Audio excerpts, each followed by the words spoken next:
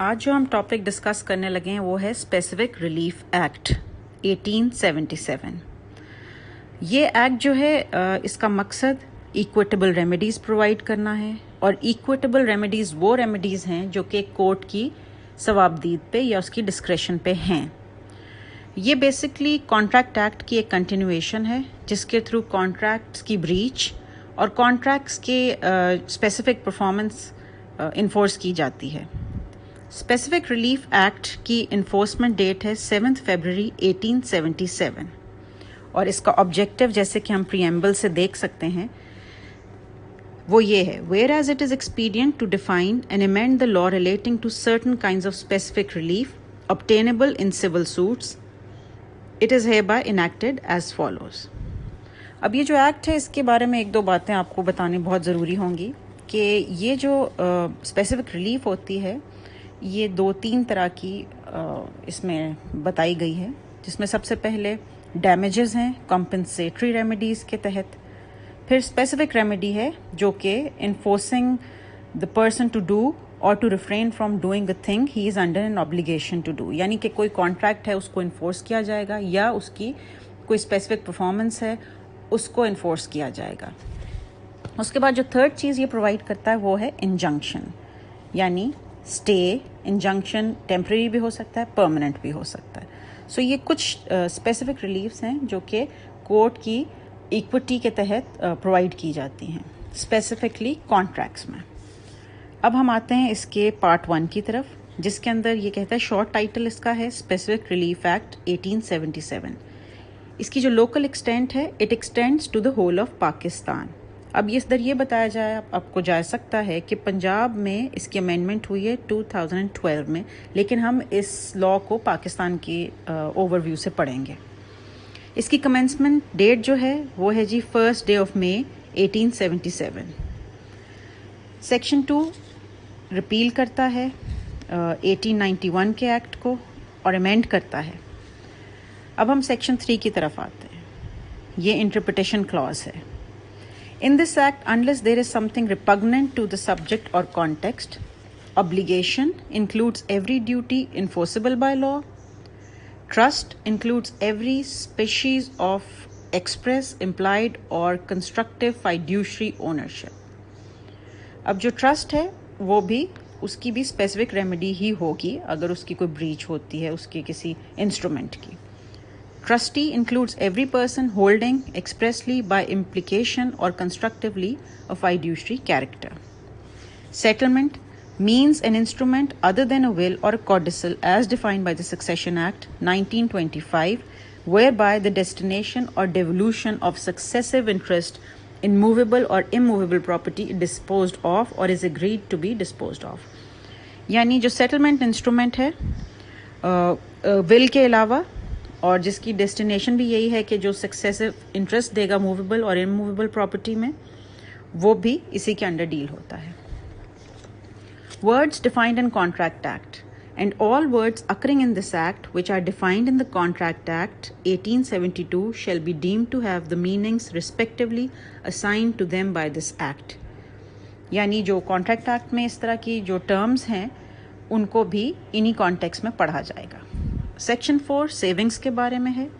Accept where it is here and otherwise expressly enacted, nothing in this act shall be deemed to give any right to relief in respect of any agreement which is not a contract, to deprive any person of any right to relief other than specific performance which he may under any contract, or to effect the operation of Registration Act on documents. यानी ये चीज़ें हैं जो कि curtail नहीं की जाएंगी इस एक्ट के तहत। अगर कोई एग्रीमेंट है which is not a contract, उसमें भी स्पेसिफिक रिलीफ नहीं दी जाएगी, और किसी इंसान का अगर कोई रिलीफ बनती है इसके अलावा तो उसको भी कर्टेल नहीं किया जाएगा, और रजिस्ट्रेशन एक्ट के इफेक्ट को ऑपरेशन को भी कर्टेल नहीं किया जाएगा।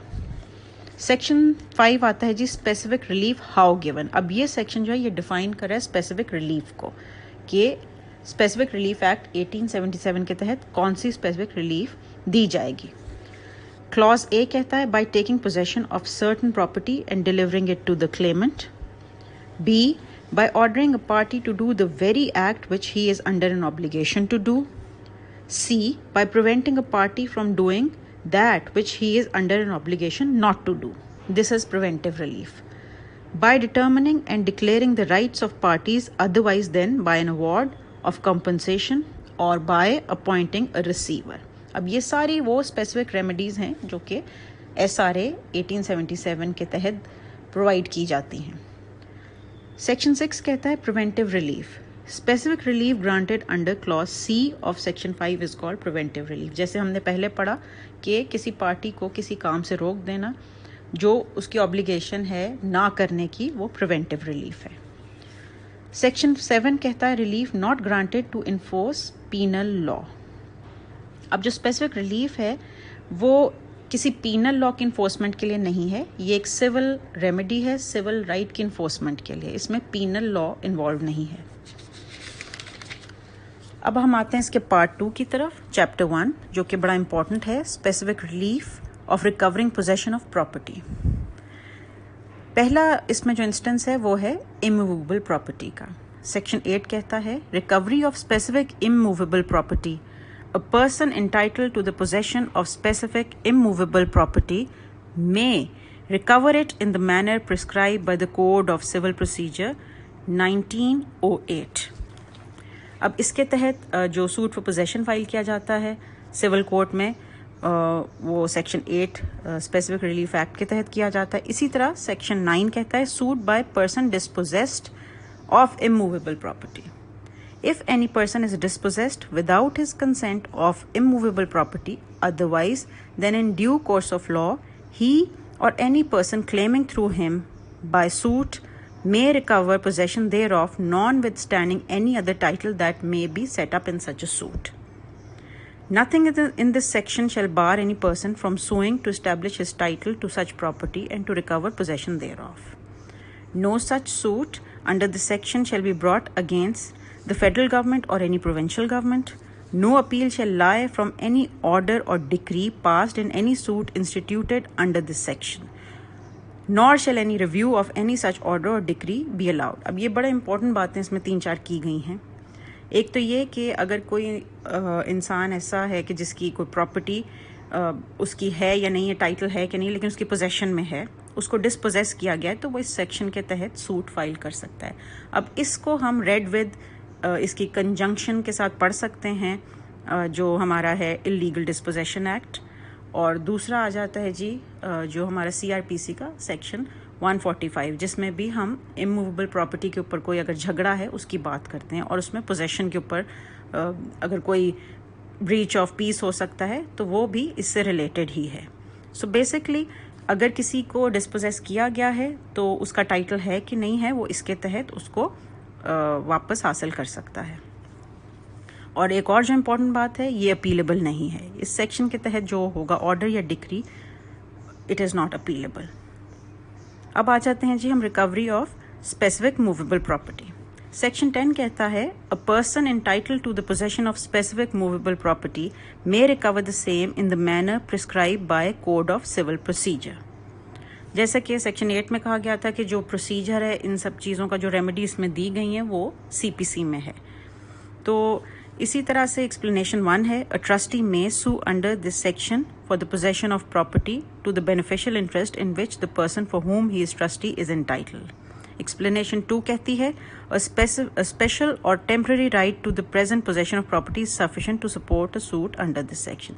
यानी जो मूवेबल प्रॉपर्टी है उसकी पोजेशन के लिए भी इसी एक्ट के अंडर आप सूट कर सकते हैं, लेकिन उसका जो प्रोसीजर होगा वो CPC वाला फॉलो किया जाएगा. सेक्शन 11 पे हम आ जाते हैं. नेक्स्ट जो इसमें बात बताई गई वो है कि liability of person in possession not as owner to deliver to person entitled to immediate possession. Any person having the possession or control of a particular article of movable property of which he is not the owner may be compelled specifically to deliver it to the person entitled to its immediate possession in any of the following cases. When the thing claimed is held by the defendant as the agent or trustee of the claimant. Clause B, when compensation in money would not afford the claimant adequate relief for the loss of the thing claimed, when it would be extremely difficult to ascertain the actual damage caused by its loss, when the possession of the thing claimed has been wrongfully transferred from the claimant। यानी ये 4 instances हैं जिसके अंदर अगर कोई चीज़ जो कि movable है वो किसी की पोजेशन में है उसको रिकवर किया जा सकता है। वो ट्रस्टी हो सकता है, उससे की जाए, और उसके अलावा अगर कोई कॉम्पनसेशन उसकी इनफ नहीं है, उसमें उसका डैमेज जो है उसको जज ही नहीं किया जा सकता कि कितना डैमेज है, और जो पोजेशन है वो रॉन्गफुल ट्रांसफ़र के थ्रू दी गई है। सेक्शन 12 है बहुत इम्पॉर्टेंट, जो कि पार्ट है of the specific performance of contracts. अब हम आ जाते हैं कि जी स्पेसिफिक रिलीफ एक्ट के तहत कॉन्ट्रैक्ट्स जो हैं उनको कैसे स्पेसिफिकली इन्फोर्स किया जा सकता है। तो सेक्शन 12 कहता है cases in which specific performance is enforceable, the contracts which may be specifically enforced, except as otherwise provided in this chapter, the specific performance of any contract may, in the discretion of the court, be enforced. Clause A, when the act agreed to be done is in the performance wholly or partially a trust. Clause B, when there exists no standard for ascertaining the actual damage caused by non-performance of the act agreed to be done. C, when the act agreed to be done is such that the pecuniary compensation for its non-performance would not afford adequate remedy. D, when it is probable that pecuniary compensation not be got for the non-performance of the act agreed to be done. Explanation इसकी कहती है जी, unless and until the contrary is proved, the court shall presume that the breach of a contract to transfer immovable property cannot be adequately relieved by compensation in money, and that breach of a contract to transfer immovable property can be thus relieved। यानी ये 4 instances इसमें बताए गए हैं जिसके तहत specific performance enforce की जाएगी, यानी एक कॉन्ट्रैक्ट जो है उसमें जो बात लिखी गई है उसको इन्फोर्स करवाया जाएगा डिफेंडेंट से। अब आ जाते हैं जी हम सेक्शन 13 की तरफ।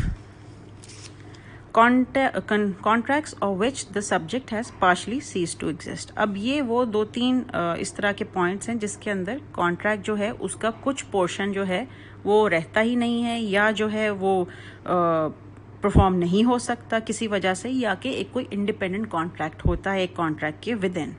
तो सेक्शन 13 कहता है non with standing anything contained in section 56 of contract act 1872, a contract is not wholly impossible of performance because a portion of its subject matter existing at its date has ceased to exist at the time of the performance। तो ये एक general principle इसमें हमें समझ आ जाता है कि इस जो 56 कॉन्ट्रैक्ट एक्ट है उसके तहत जो एक कॉन्ट्रैक्ट है which is impossible of performance because a portion is not there any more, वो भी स्पेसिफिकली इन्फोर्स किया जा सकता है। उसके अलावा फिर आ जाते हैं हम सेक्शन 14 की तरफ। Specific performance of part of contract where part unperformed is small. इसमें ये बात की गई है कि जी where part to contract is unable to perform the whole of his part of it, but the party which must be left unperform bears only a small portion to the whole in value and admits of compensation in money. The court may, at the suit of either party, direct the specific performance of so much of the contract as can be performed and award compensation in money of the deficiency। यानी let's suppose एक contract है जिसके तहत हम मेरा ख्याल 100 कनाल आप कह लें एक वो हम ख़रीदना चाह रहे हैं, जिसमें से 2 कनाल जो हैं वो उसकी पोजेशन में नहीं है उस इंसान की जिससे हम कॉन्ट्रैक्ट कर रहे हैं। तो उसमें ये होगा कि अगर जो मेजर पोर्शन है वो एग्जिस्ट करता है और जो ऐसा इसका स्मॉल पार्ट है जैसे 2 कनाल उसकी पोजेशन में नहीं है, तो जितना उसके पास है उसके तहत कॉन्ट्रैक्ट को इन्फोर्स कर दिया जाएगा और जो डेफिशिएंसी है उसकी जो है कॉम्पनसेशन दी जाएगी। यानी कि अगर एक लार्ज पार्ट है वो परफॉर्म हो सकता है, तो वो स्मॉल पोर्शन जिसकी वजह से परफॉर्मेंस शायद ना हो सके उसको नहीं खातिर खा कोई तवज्जो दी जाएगी और उसको इन्फोर्स कर दिया जाएगा। सेक्शन 15 कहता है जी specific performance of part of contract where part unperformed is large. Where a party to a contract is unable to perform the whole of his part of it, and the part which must be left unperformed forms a considerable portion of the whole or does not admit of compensation in money, he is not entitled to obtain a decree of specific performance. यानी इधर तक तो बात हमें ये समझ आ गई कि जहाँ पे पोर्शन बहुत ज़्यादा है या which is large and can not be performed, तो फिर इसमें स्पेसिफिक परफॉर्मेंस नहीं दी जाएगी। लेकिन आगे ही इसकी एक एक्सेप्शन बता दी गई, but the court may at the suit of the other party direct the party in default to perform specifically so much of his part of the contract as he can perform, provided the plaintiff relinquishes all claim to further performance and all right to compensation, either for the deficiency or for the loss or damage sustained by him through the default of defendant। यानी कि अगर plaintiff मान जाता है, उसकी consent होती है कि जी मैंने तो अपना कॉन्ट्रैक्ट परफॉर्म करवाना ही करवाना है जितना भी हो सकता है, तो उसकी कंसेंट के साथ उतना ही परफॉर्म किया जा सकता है, इवन अगर वो बहुत ज़्यादा पार्ट नहीं है। लेकिन उसके तहत ना वो दोबारा कॉम्पनसेशन क्लेम कर सकता है, और जो लॉस या कोई इस तरह का डैमेज है जो कि डिफेंडेंट की वजह से उसको आया है, वो भी उसको फोरगो करना पड़ेगा। तो ये वो पार्ट हैं जिसके अंदर अगर पोर्शन जो है वो नहीं हो सकता परफॉर्म, तो फिर भी स्पेसिफिक परफॉर्मेंस इन्फोर्स की जा सकती है। सेक्शन 16 कहता है specific performance of independent part of contract. When a part of a contract which taken by itself can and ought to be specifically performed stands on a separate and independent footing from another part of the same contract which cannot or ought not to be specifically performed, the court may direct specific performance of the former part। यानी अगर एक contract है उसके दो portion बनते हैं, independent है एक portion which may not be very big, जो कि एक स्मॉलर पोर्शन है, लेकिन जो बड़ा वाला पोर्शन है वो नहीं परफॉर्म हो सकता, लेकिन ये दोनों चीज़ें एक दूसरे से इंडिपेंडेंट हैं। तो जो चीज़ परफॉर्म हो सकती है इंडिपेंडेंटली उसको इन्फोर्स कर दिया जाएगा, बेशक कि दूसरा पार्ट इसका इन्फोर्स नहीं हो सकता। इस तरह के कई इंस्टेंसेस हैं जिसमें कॉन्ट्रैक्ट किया जाता है, उसमें 2-3 तरह की सर्विसेज होती हैं या 2-3 तरह के क्लॉजेज होते हैं, घर बनाने का क्लॉज है या कुछ और प्रोवाइड करने का। तो अगर कोई चीज़ नहीं वो कर पा रहा आपका डिफेंडेंट, तो जो चीज़ उसके बस में है उसको आप स्पेसिफिकली इन्फोर्स करवा सकते हैं as an independent contract. Section 17 कहता है जी bar in other cases of specific performance of part of contract, the court shall not direct the specific performance of a part of a contract except in cases coming under one or other of the 3 last preceding sections। यानी ये बार कर दी गई है कि जी पहले जो 3 sections हमने पढ़े हैं उनके अलावा कहीं पे भी स्पेसिफिक परफॉर्मेंस नहीं इन्फोर्स की जाएगी अगर कोई पार्ट एक कॉन्ट्रैक्ट का है वो इन्फोर्सेबल नहीं रहता। ये 3 इंस्टेंसेस के अलावा अगर कोई कॉन्ट्रैक्ट है जिसमें कुछ पोर्शन नहीं इन्फोर्सेबल, तो वो पूरा कॉन्ट्रैक्ट इन्फोर्सेबल नहीं होगा। तो ये हर कॉन्ट्रैक्ट को देखने की बात है। Section 18 purchasers right against vendor with imperfect title. इस सेक्शन में बताया गया है जी कि परचेजर का जो राइट है एक वेंडर के अगेंस्ट जिसका टाइटल ही ठीक नहीं है। तो इसमें 2-3 कॉन्सेप्ट्स आते हैं कि एक तो purchaser has to beware, उसको खुद देखना है कि जो टाइटल वो एक्वायर कर रहा है क्या वो परफेक्ट है कि नहीं है। लेकिन फिर भी where a person contracts to sell और let certain property having only an imperfect title thereto, the purchaser or lessee, except as otherwise provided by this chapter, has the following rights. If the vendor or lessor has subsequently to the sale or lease acquired any interest in the property, the purchaser or lessee may compel him to make good the contract out of such interest। यानी कि अगर एक vendor है जिसने पहले contract किया और उसका टाइटल ठीक नहीं था या उसमें कोई डिफेक्टिव टाइटल था, लेकिन सब्सिक्वेंटली उसने उसमें कोई एक इंटरेस्ट एक्वायर कर लिया उसी प्रॉपर्टी में, तो जो परचेजर है, जो आपका प्लेंटिफ है, वो उसको इन्फोर्स करवा सकता है उसी कॉन्ट्रैक्ट को उस प्रॉपर्टी के तहत। यानी कि अगर पहले नहीं भी था और अब है तो उसकी स्पेसिफिक परफॉर्मेंस हो सकती है, ये उसका एक राइट है। क्लॉज बी कहता है where the concurrence of other person is necessary to validate the title and they are bound to convey at the vendor's or lessor's request, the purchaser or lessee may compel him to procure such concurrence। यानी कि अगर कोई title इस वजह से defective है कि किसी और पर्सन की वैलिडेशन की ज़रूरत है, तो स्पेसिफिक परफॉर्मेंस के तहत आप डिफेंडेंट को कंपेल कर सकते हैं कि वो इस तरह की कॉन्करेंस, इस तरह की जो वैलिडेशन है वो एक्वायर करे। क्लॉज सी कहता है where the vendor professes to sell unencumbered property, unencumbered property यानी जिसके ऊपर कोई क्लेम नहीं है, but the property is mortgaged for an amount not exceeding the purchase money and the vendor has in fact only a right to redeem it, the purchaser may compel him to redeem the mortgage and to obtain a conveyance from the mortgagee.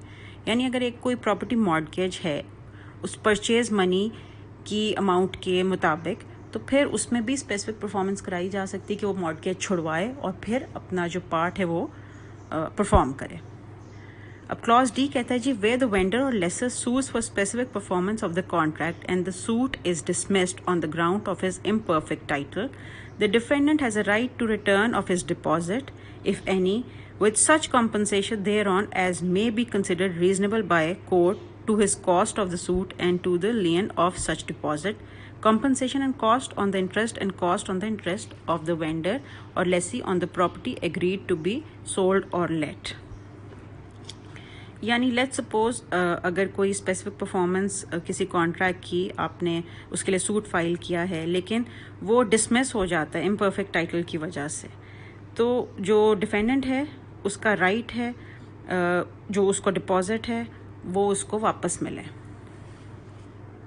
Section 19 कहता है power to award compensation in certain cases. Any person suing for specific performance of a contract may also ask for compensation for its breach either in addition to or in substitution for such performance. यानी कि अगर कोई specific performance के लिए suit किया जा रहा है तो उसमें जो कॉन्ट्रैक्ट है उसकी ब्रीच के लिए कॉम्पनसेशन भी मांगी जा सकती है स्पेसिफिक परफॉर्मेंस की प्ली के साथ या उसके अलावा. यानी ये नहीं है कि अगर आपकी ब्रीच हुई है तो आप उसकी जो कॉम्पनसेशन है वो आप अगर क्लेम कर रहे हैं तो उसकी स्पेसिफिक परफॉर्मेंस नहीं इन्फोर्स की जा सकती. यानी दोनों रेमेडीज़ यहाँ पे अवेलेबल हैं, कॉम्पनसेशन भी और स्पेसिफिक परफॉर्मेंस भी in some cases. If any such suit, the contract decides that specific performance ought not to be granted, but that there is a contract between the parties which has been broken by the defendant, and the plaintiff is entitled to compensation for that breach, it shall award him compensation accordingly. यानी कि जहाँ performance नहीं हो सकती और नहीं होनी चाहिए वहाँ पे कॉम्पनसेशन दी जाएगी.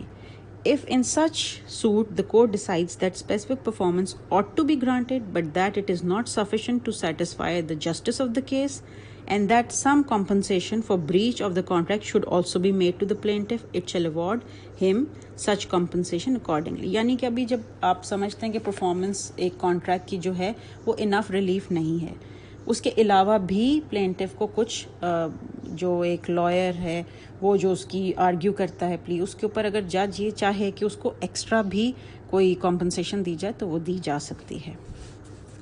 compensation awarded under this section may be assessed in such manner as the court may direct. यानी क्योंकि ये discretionary power है तो कोर्ट जो है वो डिसाइड करेगा कि compensation कैसे अवॉर्ड की जाए.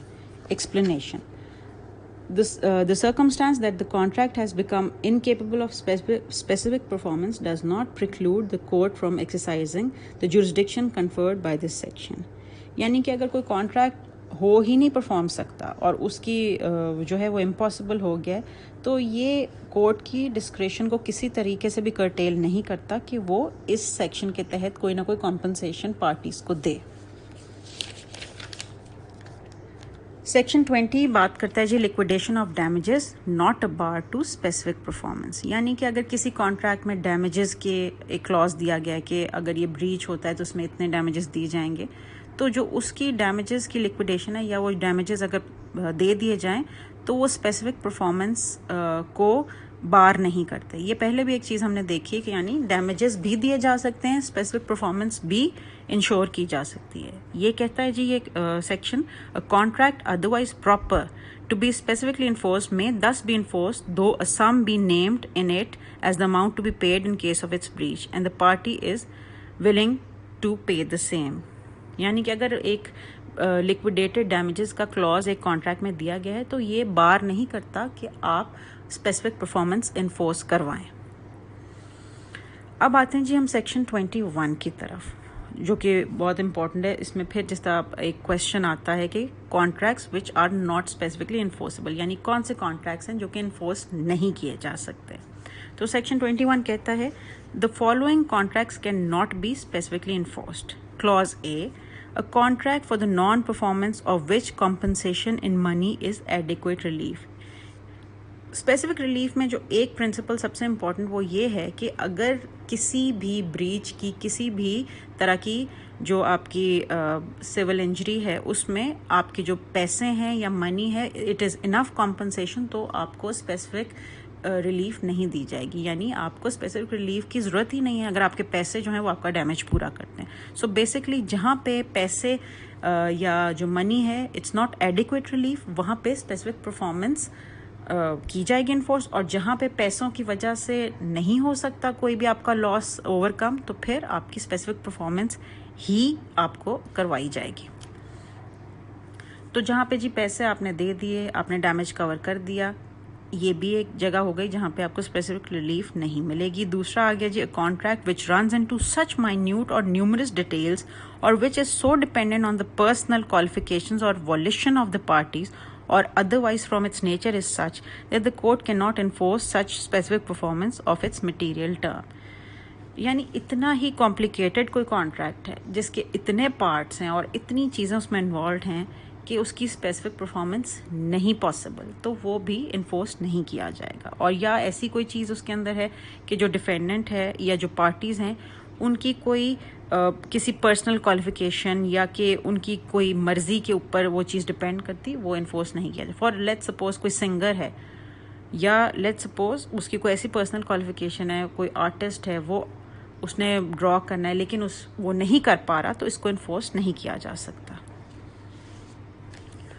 अब आते हैं हम क्लॉज सी की तरफ। ये थर्ड इंस्टेंस है जहाँ पे स्पेसिफिक परफॉर्मेंस कॉन्ट्रैक्ट की नहीं इन्फोर्स की जाएगी। A contract the terms of which court can not find with reasonable certainty, यानी कोई ऐसा कॉन्ट्रैक्ट जिसकी अंदर का ऑब्जेक्ट या जिसकी कोई कुछ समझ ही नहीं आ रही कि उसके अंदर क्या है, जो उसकी रीजनेबल उसका ऑब्जेक्टिव क्या है, तो कोर्ट ऐसे कॉन्ट्रैक्ट को भी नहीं इन्फोर्स करेगा। क्लॉज डी कहता है जी, a contract which in its nature is revocable, यानी फॉर एग्जांपल कोई कॉन्ट्रैक्ट रिवोकेबल है पहले से ही और उसको फिर इन्फोर्स नहीं किया जाएगा। क्लॉज ई कहता है, contract made bye trustees either in excess of their power और इन ब्रीच ऑफ देयर ट्रस्ट। जी इसमें भी यही बात आ रही है कि जी ट्रस्टीज जो उनकी पावर में नहीं चीज़ है उस पर कॉन्ट्रैक्ट करेंगे तो वो इन्फोर्स नहीं किया जाएगा। क्लॉज एफ कहता है, contract made by on behalf of a corporation or public company created for special purposes or by the promoters of such company which is in excess of its power.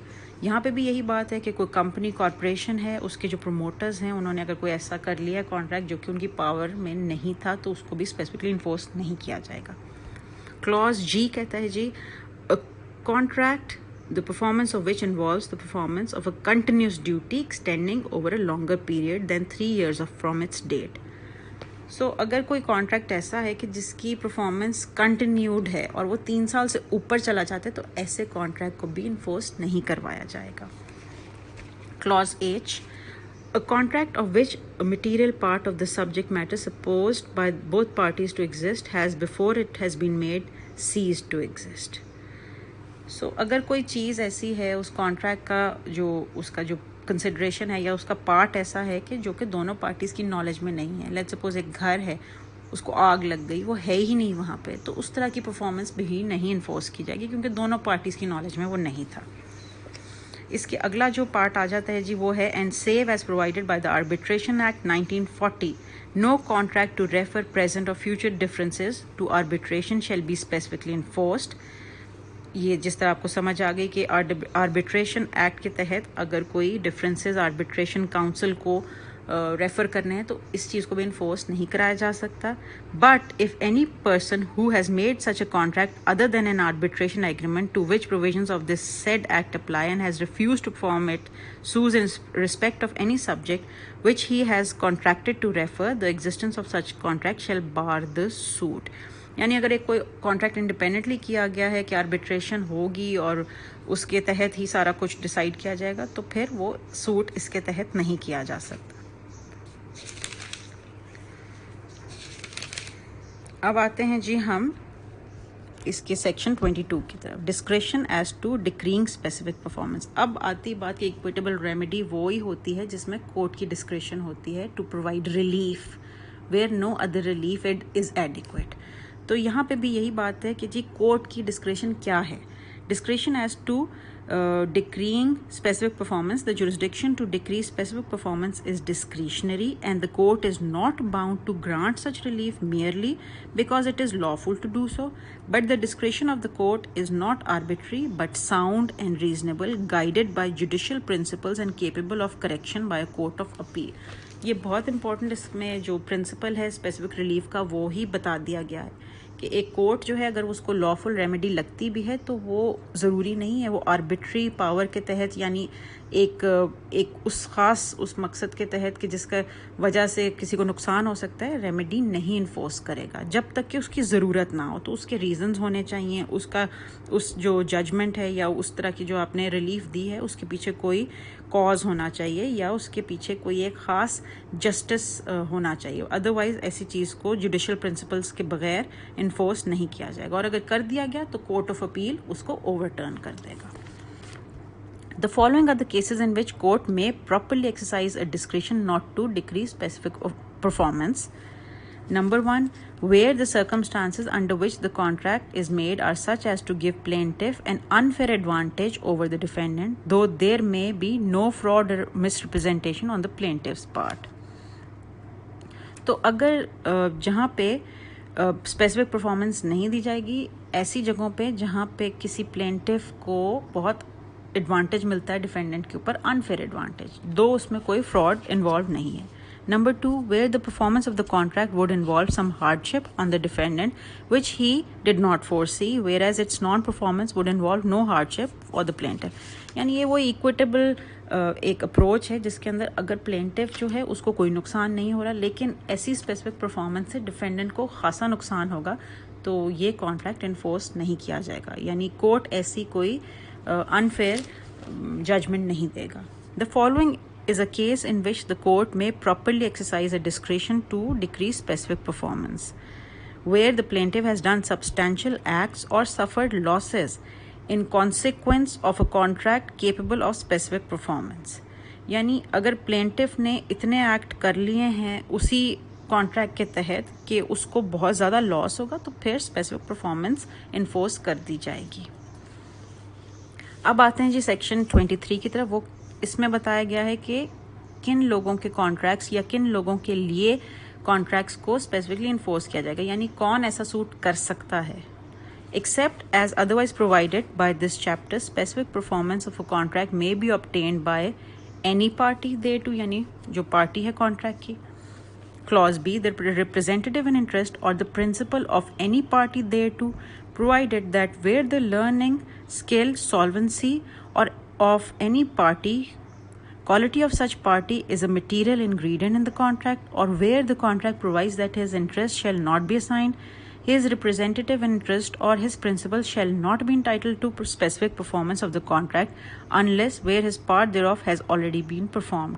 यानी एक जो representative interest है principal का, वो भी ले सकता है स्पेसिफिक परफॉर्मेंस, लेकिन उसके आगे ये बता दिया गया है कि कैसी टर्म है जिसमें उसको स्पेसिफिक परफॉर्मेंस नहीं दी जाएगी। वो ये कि अगर उसका कोई ऐसा मटेरियल इंग्रेडिएंट है कॉन्ट्रैक्ट का जो कि उसकी स्किल के ऊपर या उसके पार्ट पे है, वो उसने परफॉर्म नहीं किया, तो फिर स्पेसिफिक परफॉर्मेंस नहीं होगी। सी, where the contract is a settlement on marriage or a compromise of doubtful rights between members of the same family, any person beneficially entitled thereunder, यानी अगर कोई एक मैरिज का डिस्प्यूट है, सेटलमेंट है, या कोई फैमिली मेंबर के बीच के हैं कोई राइट्स, तो उसमें कोई भी पार्टी कर सकती, कोई भी फैमिली मेंबर ये सूट कर सकता है।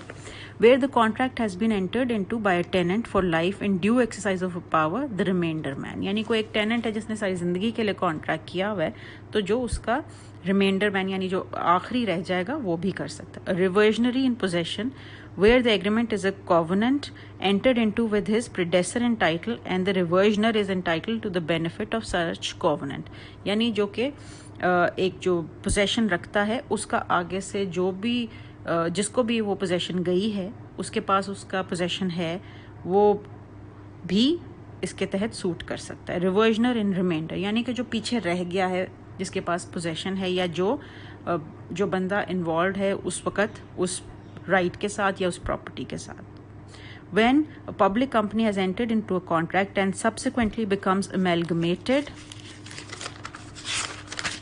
with another public company, the new company which arises out of the amalgamation. यानी कि अगर कोई मर्जर होता है किसी कंपनी का किसी और कंपनी के साथ, तो जो नई कंपनी आ रही है उस amalgamation के बाद या उस मर्जर के बाद वो भी specific performance जो है obtain कर सकती है. H, when the promoter of a company have before its incorporation entered into a contract for the purposes of the company and such contract is warranted by terms of the incorporation the company. यानी अगर कोई company है जिसके memorandum में already ये चीज़ लिख दी गई है कि वो जिन कॉन्ट्रैक्ट्स में आएगी उसके अंदर स्पेसिफिक परफॉर्मेंस किस तरह होगी, तो ये जो उसकी जो टर्म्स दी गई हैं इनकॉर्पोरेशन की, उसके तहत एक कंपनी भी ऑब्टेन कर सकती है स्पेसिफिक परफॉर्मेंस. अब आ जाते हैं जी for whom specific performance can not be enforce. तो सेक्शन 24 कहते हैं personal bar to the relief. Specific performance of a contract can not be enforced in favour of a person who could not recover compensation for its breach. Clause B, who has become incapable of performing or violates any essential term of the contract that on his part remains to be performed. Who has already chosen his remedy and obtained satisfaction for alleged breach of contract, or who previously to the contract had noticed that a settlement of the subject matter thereof, though not founded on any valuable consideration, has been made and was then enforced. यानी वो चीज़ें जिनकी वजह से specific performance नहीं दी जाएगी वो ये हैं कि जिसके अंदर उसकी कॉम्पनसेशन को वो डिज़र्व ही नहीं करता, यानी वो उसका राइट ही नहीं है उसको, तो उसको कॉम्पनसेशन किसी कॉन्ट्रैक्ट की ब्रीच की नहीं दी जाएगी. और उसके बाद ये कि अगर वो उसको कोई पार्ट परफॉर्म करना था, वो इनकेपेबल हो गया परफॉर्मेंस के अपने पार्ट के, तो भी उसको स्पेसिफिक परफॉर्मेंस नहीं दी जाएगी. और एक ऐसा इंसान जिसने ऑलरेडी रेमेडी अपनी कॉम्पनसेशन के थ्रू अवेल कर ली है, उसको भी स्पेसिफिक परफॉर्मेंस नहीं जज की जाएगी. तो इसी तरह से ये वो चीज़ें हैं जिसके तहत कोर्ट देखेगी कि क्या इन इंस्टेंसेस में स्पेसिफिक परफॉर्मेंस देना कहीं ऐसा ज़्यादती तो नहीं हो जाएगी डिफेंडेंट के साथ, तो फिर ये सब चीज़ें बार की तरह एक्ट करेंगी. सेक्शन 25 आता है जी contracts to sell property by one who has no title or who is a voluntary settler. A contract for sale or letting of property, whether movable or immovable, cannot be specifically enforced in favor of a vendor or lessor who, knowing himself not to have any title to the property, has contracted to sell or let the same, who, though he entered into the contract believing that he had a good title to the property, cannot, at the time fixed by the parties or by the court for the completion of the sale or letting, gives the purchaser or lessee a title free from reasonable doubt. Clause C, who previous to entering into the contract has made a settlement though not founded on any valuable consideration of the subject matter. यानी अगर कोई party है जो कि उसने cell contract किया है, वो तब तक इन्फोर्स नहीं कर सकती जब तक कि उसका टाइटल जो है वो क्लियर नहीं है, उसने खुद ही से उसका कोई टाइटल बनता ही नहीं था, उसने वो सेल आगे साइन कर दी. उसके अलावा ये कि अगर उसने ऐसा कॉन्ट्रैक्ट किया जिसमें उसको लग रहा था कि टाइटल है लेकिन बाद में वो डाउटफुल हो गया, तो उसको भी स्पेसिफिक परफॉर्मेंस नहीं मिल सकती. और या वो कॉन्ट्रैक्ट जिसके अंदर पहले से ही सेटलमेंट कर ली गई है, तो फिर उसकी जो सेल है या जो उसकी परफॉर्मेंस है वो इन्फोर्स नहीं कराई जा सकती. अब आ जाते जी एक सेक्शन 26 जिसमें बात हो रही है वेरिएशन की. वेरिएशन ये है कि जी कोई एलेज करता है एक बात के ये कॉन्ट्रैक्ट ऐसे नहीं, ये कॉन्ट्रैक्ट ऐसे हुआ था, तो फिर उसमें कोर्ट क्या करेगा वो इस सेक्शन में बताया गया. Where a plaintiff seeks specific performance of a contract in writing to which the defendant sets up a variation, the plaintiff cannot obtain the performance sought except with variation so set up in the following cases, namely Clause A, where by fraud or mistake of fact the contract of which performance is sought is in terms different from that to which defendant supposed it to be when he entered into it. यानी defendant कुछ और समझ रहा था, plaintiff कुछ और समझ रहा था, या मिस्टेक हुई, फ्रॉड हुआ, तो ऐसा जो कॉन्ट्रैक्ट है वो भी तब तक इन्फोर्स नहीं हो सकता जब तक कि जो डिफेंडेंट ने समझा था उसी सेंस में लिया जाए, अदरवाइज वो इन्फोर्स नहीं हो सकता किसी सूरत में भी. Where by fraud, mistake of fact or surprise the defendant entered into the contract under reasonable misapprehension as to its effect as between himself and the plaintiff. यानी एक फ्रॉड है, मिस्टेक है फैक्ट की, और कोई ऐसी चीज़ है जिसकी वजह से डिफेंडेंट जो है वो एक एप्रीहेंशन के तहत उस कॉन्ट्रैक्ट में आया, तो वो भी इन्फोर्स नहीं किया जा सकता. Where the defendant, knowing the terms of the contract and understanding its effect, has entered into it relying upon some misrepresentation by the plaintiff or upon some stipulation on the plaintiff part which adds to the contract but which he refuses to fulfill. यानी कि ऐसा contract जिसके अंदर defendant जो है उसकी understanding कुछ और थी, वो प्लेंटिफ की मिसरिप्रेजेंटेटिव जो नेचर थी या मिसरिप्रेजेंटेशन जो थी उसके तहत उसने वो कॉन्ट्रैक्ट कर लिया, तो तब तक नहीं हो सकता जब तक कि जो उसका वही मकसद है जो उसने सोचा है वो सामने आए. Where the object of the parties was to produce a certain legal result which the contract as framed is not calculated to produce. यानी इफेक्ट कोई और लीगल होना था और वैसे कुछ और हो रहा है, तो ये भी नहीं इन्फोर्स किया जा सकता जब तक कि इफेक्ट को वैसा ही कर दिया जाए जो कि ऑब्जेक्ट था एक कॉन्ट्रैक्ट. यानी इसमें बहुत इंपॉर्टेंट है कि जी कॉन्ट्रैक्चुअल पार्टीज चाह क्या रही हैं करना. कोर्ट सबसे पहले ये देखता है कि कॉन्ट्रैक्ट में हो क्या रहा है, किस पार्टी की क्या राइट्स हैं, किस पार्टी की क्या लाइबिलिटीज़ हैं. ऐसे ही इन्फोर्समेंट नहीं कर दी जाएगी जब तक कि एक पेज पे दोनों पार्टीज नहीं आती. Where the parties have subsequently to the execution of the contract contracted to vary, यानी जब उन्होंने बाद में कॉन्ट्रैक्ट करने के बाद आपस में कुछ टर्म्स वेरी कर ली तो भी कॉन्ट्रैक्ट तभी इन्फोर्स होगा जब वो वेरिएशन या जो भी वर्जन नई आई है वो उसी तरह से अडॉप्ट नहीं की जाती. सेक्शन 27 बात करता है जी relief against parties and persons claiming under them by subsequent title. Except as otherwise provided by this chapter, specific performance of a contract may be enforced against any party, any other party claiming under him by title arising subsequently to the contract, except a transferee for value who has paid his money in good faith and without notice of original contract. Any person claiming under a title which, though prior to the contract and known to the plaintiff, might have been displaced by the defendant. When a public company has entered into a contract that subsequently becomes amalgamated with another public company, the new company which arises out of the amalgamation. Clause E. When the promoters of the public company have, before its incorporation, entered into a contract, the company provided that the company has rectified and adopted the contract and the contract is warranted by the terms of incorporation.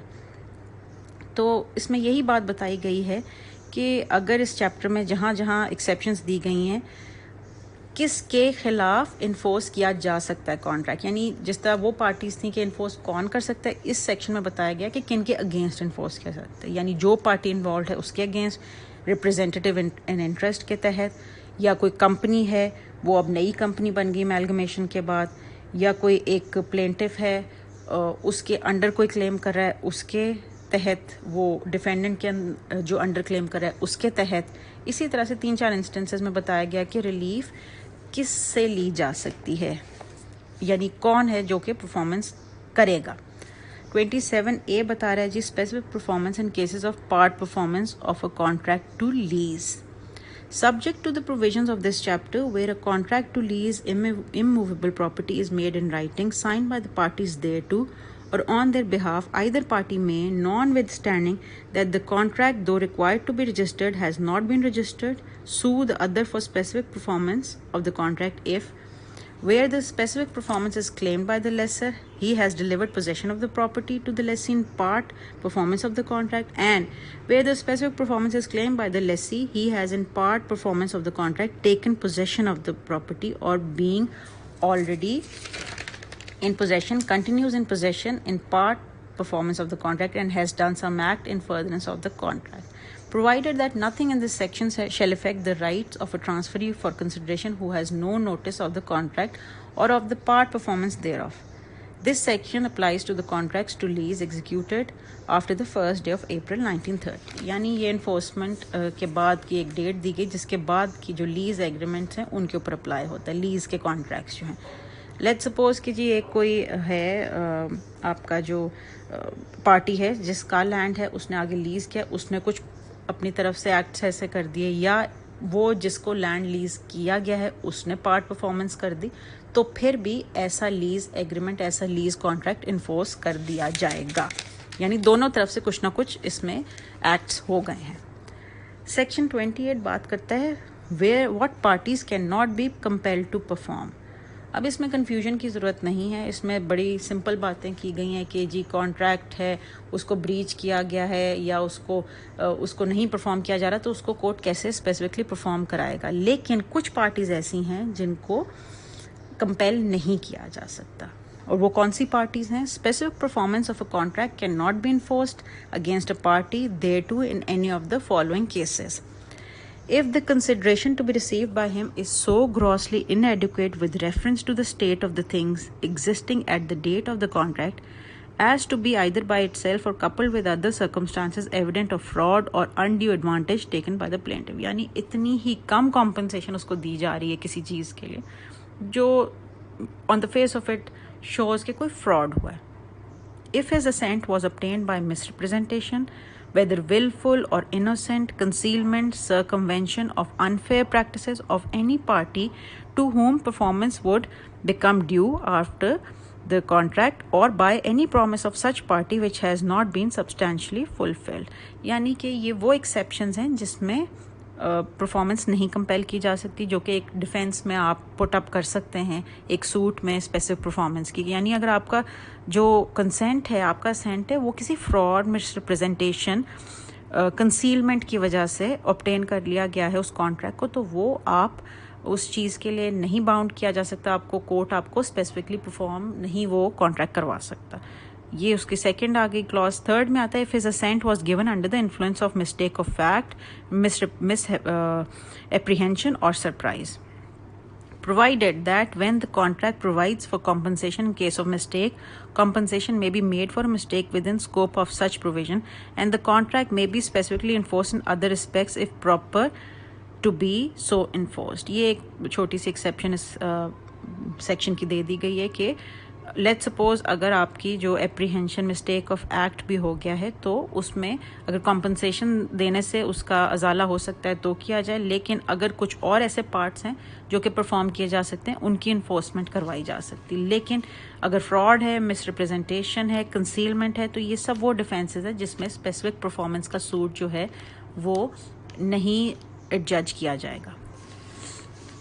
Section 29, bar of suit for breach after dismissal. The dismissal of a suit for specific performance of a contract or part thereof shall bar the plaintiff's right to sue for compensation for the breach of such contract or part as the case may be। यानी कि अगर कोई suit किया गया specific performance का किसी contract के लिए, इन्फोर्समेंट के लिए, लेकिन वो डिसमिस हो जाता है किसी भी वजह से, तो फिर जो प्लेंटिफ है वो कॉम्पनसेशन के लिए दोबारा सू नहीं कर सकता। या तो वो कॉम्पनसेशन उसी दौरान ले लेता, या वो सूट में ही ना जाता, आउट ऑफ कोर्ट सेटलमेंट में जाता, लेकिन वो दोबारा कॉम्पनसेशन के लिए सूट फाइल नहीं कर सकता। अब आ जाते हैं जी सेक्शन 30 की तरफ। Application of preceding sections to awards and testamentary directions to execute settlements. The provisions of this chapter as to contracts as mutatis mutandis apply to awards and to discretion in a will or codicil to execute a particular settlement। यानी कि ये जो भी इस chapter की जो हमने पढ़ी हैं कॉन्ट्रैक्ट के लिए प्रोविजंस, वो एज इट इज़ अवार्ड्स और टेस्टामेंट्री डायरेक्शंस जो सेटलमेंट्स हैं विल के तहत, उनको भी अप्लाई करती हैं। अब हम आते हैं चैप्टर 3 की तरफ। इसमें हमने बात करनी रेक्टिफिकेशन ऑफ इंस्ट्रूमेंट, यानी कोई कॉन्ट्रैक्ट ऐसा है जिसको आपने अमेंड करना है, जिसको आपने रेक्टिफाई करना है, तो वो इन सेक्शंस के तहत होगा। सेक्शन 31 कहते हैं when instrument may be rectified when through fraud or a mutual mistake of the parties a contract or other instrument in writing does not truly express their intention, either party or his representative in interest may institute a suit to have the instrument rectified, and if the court finds it clearly proved that there has been fraud or mistake in framing the instrument and is certain the real intention of the parties in executing the same, the court may in its direction rectify the instrument so as to express the intention so far as this can be done without prejudice to rights acquired by third persons in good faith or for value। यानी कोई अगर ऐसा document है, ऐसा contract है, instrument है जिसके अंदर फ्रॉड या मिस्टेक ऑफ फैक्ट या कंसीलमेंट की वजह से कुछ ऐसी चीज़ें आ गई हैं जिससे पार्टीज़ को डैमेज हो सकता है या उनको इंजरी हो सकती है, और उसका रियल इंटेंशन जो पार्टीज़ का था वो कुछ और था, इसकी बात कुछ और इफ़ेक्ट आ रहा है, तो जो कोर्ट है उसकी डिस्क्रिशन है कि ऐसे इंस्ट्रूमेंट को रेक्टिफाई करने का ऑर्डर कर दे। तो इसमें थर्ड पार्टी जो है उसके भी जो राइट्स हैं उनको भी मद्देनज़र रखा जाएगा। Section 32 कहते हैं presumption as to intent of parties. For the purpose of rectifying a contract in writing, the court must be satisfied that all parties thereto intended to make an equitable and conscientious agreement. यानी ये उसका basic principle है कि intent जो parties का था वो good faith में था और उसके अंदर इक्विटेबल और एक फेयर एग्रीमेंट बनाना चाह रहे थे, तो दोनों पार्टीज़ की साइडों को देखा जाएगा। ऐसा नहीं कि एक पार्टी को अनड्यू एडवांटेज है, एक जो है वो बिल्कुल ही उसके अंदर बहुत ज़्यादा नुकसान में आ रही है। तो इस वजह से जो रेक्टिफिकेशन है इसी प्रिंसिपल के ऊपर बेस करेगी कि उसको दोनों पार्टीज़ के राइट्स को ठीक तरीके से उसमें पुट किया जाएगा। Section 33 कहता है Principles of Rectification.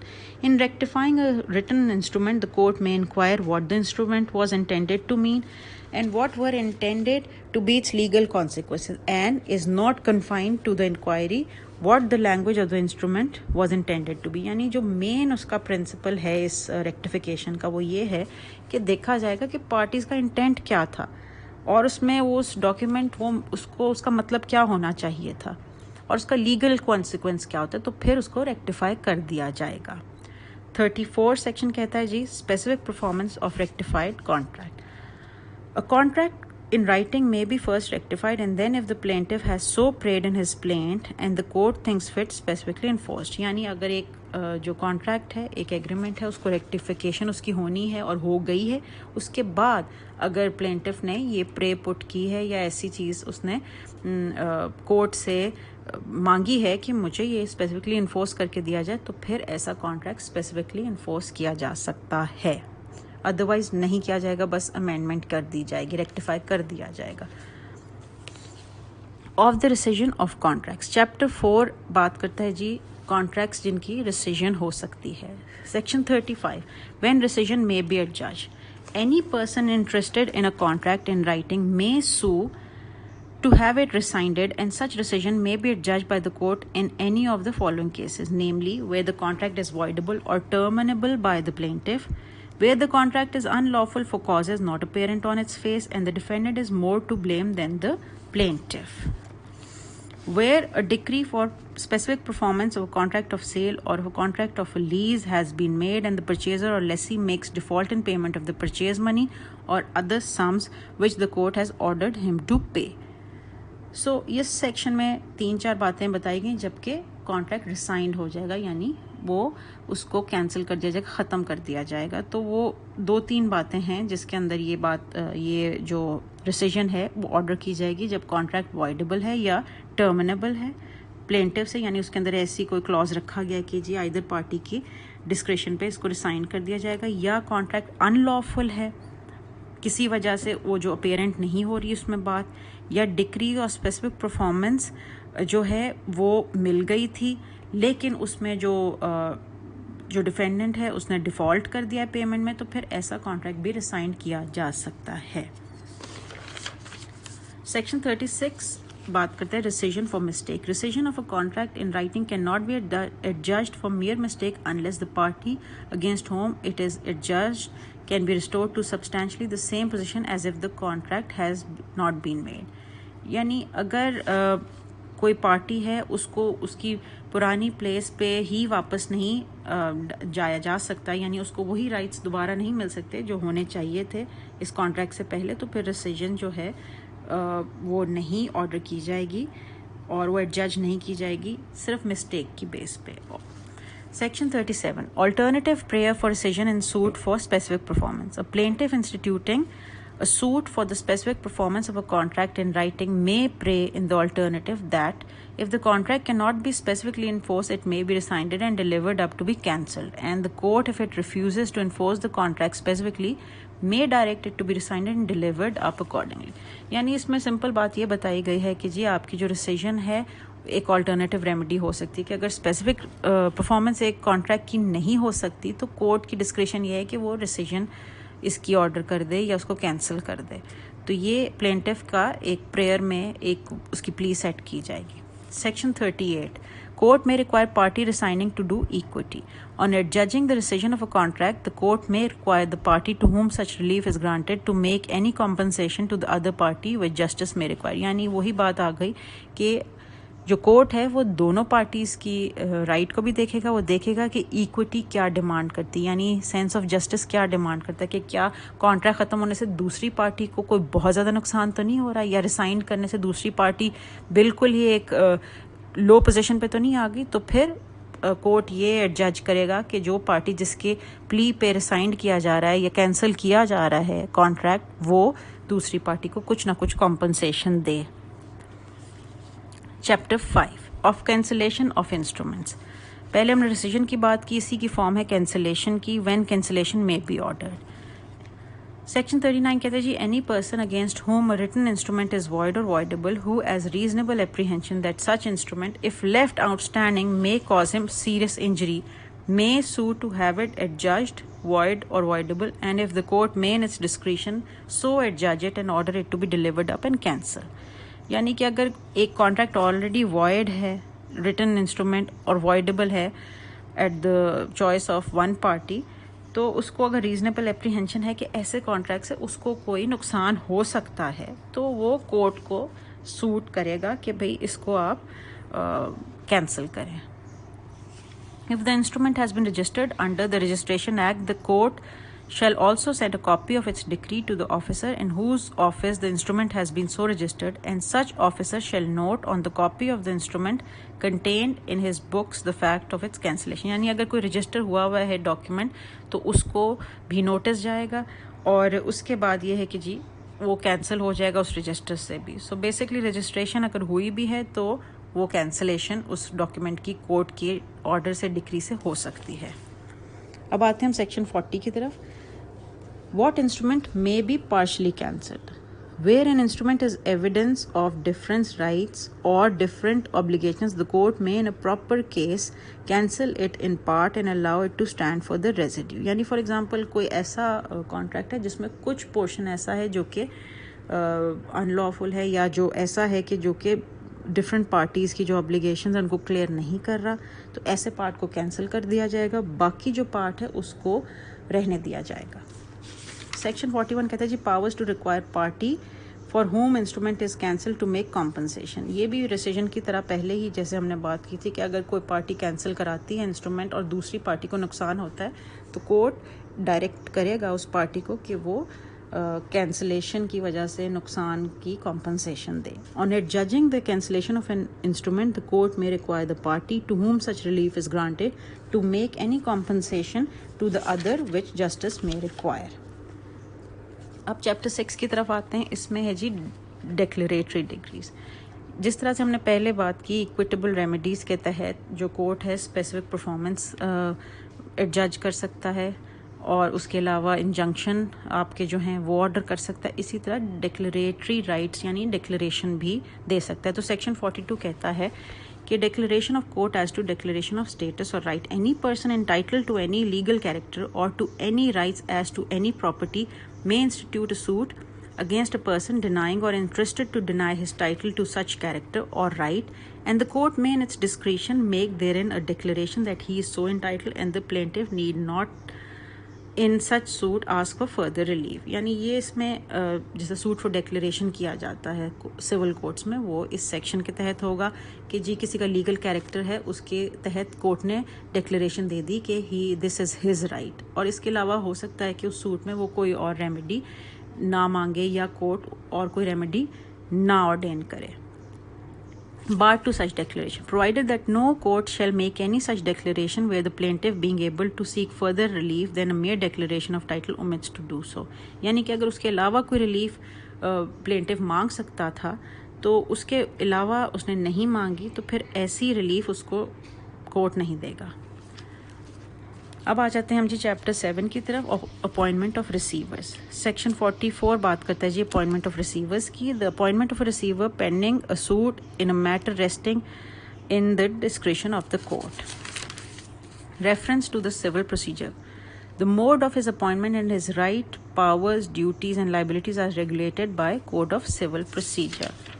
यानी जो रिसीवर अपॉइंट किया जाएगा किसी प्रॉपर्टी का कोई पेंडिंग सूट में, वो भी सेक्शन 44 के तहत किया जाएगा, लेकिन उसका जो प्रोसीजर होगा वो CPC के तहत फॉलो होगा। अब चैप्टर 8 जो है जी वो इसमें ओमिट कर दिया गया है सेक्शन 45 से लेके 51 तक। अब हम लास्ट चैप्टर पे इसके आ रहे हैं। लास्ट इसका जो पार्ट है, part 3 of preventive relief. Section 52, preventive relief granted. Preventive relief is granted at the discretion of the court by injunction, temporary और परपेचुअल। यानी कि जो प्रिवेंटिव रिलीफ है किसी चीज़ के ना करने की, वो इंजंक्शन मीन्स स्टे, जो कि टेम्पररी भी हो सकता है, परपेचुअल भी हो सकता है। Section 53, temporary injunction. Temporary injunctions are such as to continue until a specified time or until the further order of the court. They may be granted at any period of a suit and are regulated by the CPC. ये वो stay है जो हम suit file करने के साथ जिसकी application देते हैं, जिसमें प्राइम फशाई केस है, आपका इरिपेयरेबल लॉस है, बैलेंस ऑफ इनकन्वीनियंस है, तो उसके तहत आपको टेम्पररी स्टे दे दिया जाएगा। प्रिवेंटिव रिलीफ कि अगर किसी ने कोई प्रॉपर्टी किसी के पास है, पोजेशन में है, अनलॉफुल पोजेशन में है, तो वो उसको नहीं बेच सकता, या इस तरह की कोई भी रिलीफ जिसके अंदर आपने किसी पार्टी को रोकना हो कोई काम करने से। Perpetual injunction. A perpetual injunction can only be granted by the decree made at the hearing and upon the merits of the suit. The defendant is thereby perpetually enjoined from the assertion of a right or from commission of an act which would be contrary to the rights of the plaintiff. यानी perpetual injunction जो है वो एक लंबे अरसे के लिए दिया जाता है, वो एक longer, एक permanent remedy है जिसके तहत कोई एक पार्टी है उसको हमेशा के लिए या तो एक काम से रोक दिया जाता है या एक काम करने का उसको इंजंक्शन होता है। Chapter 10 of perpetual injunctions. 54 section कहता है जी, subject to the other provisions contained therein referred to by this chapter, a perpetual injunction may be granted to prevent the breach of an obligation existing in favor of the applicant, whether expressly or by implication. When such obligation arises from contract, the court shall be guided by the rules and provisions contained in the chapter 2 of this act. When the defendant invades or threatens to invade the plaintiff's right to enjoyment of property, the court may grant a perpetual injunction in the following cases. A, where the defendant is trustee of the property for the plaintiff. B, where there exists no standard for ascertaining the actual damage caused or likely to be caused by the invasion. C, where the invasion is such that pecuniary compensation would not afford adequate relief. D, where it is probable that pecuniary compensation cannot be got for the invasion. E, where the injunction if necessary to prevent a multiplicity of judicial proceedings. तो ये वो चीज़ें हैं, ये वो basis है, ये grounds हैं जी परमानेंट इंजंक्शंस की, जो कि आप स्टे है, एक परमानेंट स्टे इंजंक्शन मिल जाता है जिसके तहत पार्टीज़ जो हैं वो फिर एक जो पार्टी है डिफेंडेंट है वो एक एक्ट करने से उसको रोक दिया जाता है। तो इसमें यह है कि जहाँ तक ये कॉन्ट्रैक्ट्स के तहत हैं तो वो चैप्टर 2 में जो प्रोविजंस हैं वो उसको फॉलो करेंगी, और जो उसके आगे ग्राउंड्स दी गई हैं उनके तहत परमानेंट इंजंक्शन जो कोर्ट है वो देगी कि जहाँ पे अगर कोई डैमेज ऐसा है कि जिसका कोई स्टैंडर्ड नहीं है उसको असेस करने का, या कि उसके लिए जो पैसे जो कॉम्पनसेशन है वो एडिक्वेट नहीं हो सकती, पैसों से उस चीज़ को, उस डैमेज को, उस इंजरी को नहीं फुलफ़िल किया जा सकता, जहाँ पे जो है जुडिशल प्रोसीडिंग्स जो हैं वहाँ पे उनको मल्टीपल हैं, उनको रोकने के लिए जो इंजंक्शन है उसके लिए भी दिया जा सकता है। अब आ रहे हैं जी हम इसके ऑलमोस्ट लास्ट सेक्शन की तरफ। Section 55 mandatory injunctions, where to prevent the breach of an obligation it is necessary to compel the performance of certain acts which the court is capable of enforcing. The court may in its discretion grant an injunction to prevent the breach complained of and also to compel performance of the requisite acts. Mandatory injunction वो है कि जी कुछ acts करने की order कर दिया जाएगा कि अगर एक obligation की breach जो है वो हो रही है और उसकी कुछ एक्ट्स को कंपेल किया जाना चाहिए, तो कोर्ट जो है वो ऐसी चीज़ को इन्फोर्स करा सकता है, वो एक इंजंक्शन ग्रांट कर देता है कि जो ये ब्रीच है इस कॉन्ट्रैक्ट की ना की जाए। सेक्शन 56 इंजंक्शन व्हेन रिफ्यूज, ये स्टे कब नहीं दिया जाएगा वो इस सेक्शन में बताया गया। Injunction can not be granted when to stay a judicial proceeding pending at the institution of the suit in which the injunction is sought unless such restraint is necessary to prevent a multiplicity of proceedings. to stay proceedings in a court not subordinate to that from which the injunction is sought, to restrain persons from applying to any legislative body, to interfere with the public duties of any department of the federal government or any provincial government or with the sovereign act of the foreign government, to stay proceedings in any criminal matter, to prevent the breach of a contract the performance of which would not be specifically enforced, to prevent the grounds of nuisance, an act of which it is not reasonably clear it will be a nuisance, to prevent a continuing breach in which applicant has acquiesced, यानी जो applicant है उसकी मर्जी से हो रहा है. When equal efficacious remedy can certainly be obtained by any other usual mode of proceeding except in case of breach of trust, when the conduct of the applicant or his agents has been such as to disentitle him to the assistance of the court, where the applicant has no personal interest in the matter. So ये वो grounds हैं जिसके तहत injunction refuse कर दिया जाएगा, यानी court stay नहीं देगा. जहाँ पे जुडिशियल प्रोसीडिंग्स जो हैं उनको पेंडिंग कराने के लिए लोअर कोर्ट है जी, तो वो एक दूसरे कोर्ट के लिए ये नहीं इंजंक्शन ऐसा दे सकता. उसके अलावा ये कि अगर कोई लेजिस्लेटिव बॉडी है उसको कोई अप्लाई करे उसको नहीं रोका जा सकता, उस पर स्टे नहीं मिलेगा. अगर कोई पब्लिक ड्यूटीज़ हैं किसी फेडरल गवर्नमेंट की, प्रोविंशियल गवर्नमेंट की या कोई फॉरेन गवर्नमेंट की, उनके ख़िलाफ़ नहीं मिल सकता. क्रिमिनल मैटर के ख़िलाफ़ नहीं मिल सकता.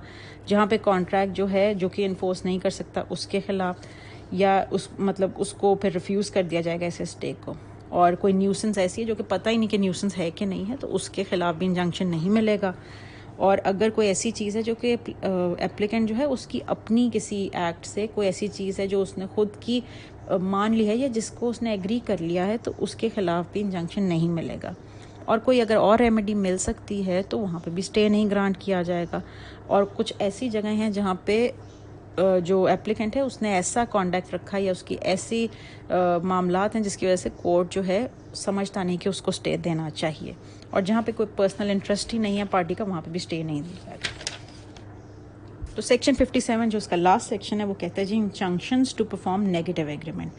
Notwithstanding Section 56 Clause F, where a contract comprises an affirmative agreement to do a certain act coupled with a negative agreement express or implied not to do a certain act, the circumstances that the court is unable to compel specific performance of the affirmative agreement shall not preclude it from granting an injunction to perform the negative agreement, provided the applicant has not failed to perform the contract so far as it is binding on him. यानी for example अगर कोई एक ऐसा चीज़ है किसी contract का part है जो कि परफॉर्म नहीं हो सकता, वो कोई ऐसा positive agreement to do something वो नहीं इन्फोर्स हो सकता, जो उसका ऐसा पार्ट है जिसमें कहा गया कि ये चीज़ नहीं करनी, तो कोर्ट इस सेक्शन के तहत नहीं करने वाली जो चीज़ है उसके लिए इंजंक्शन दे सकता है.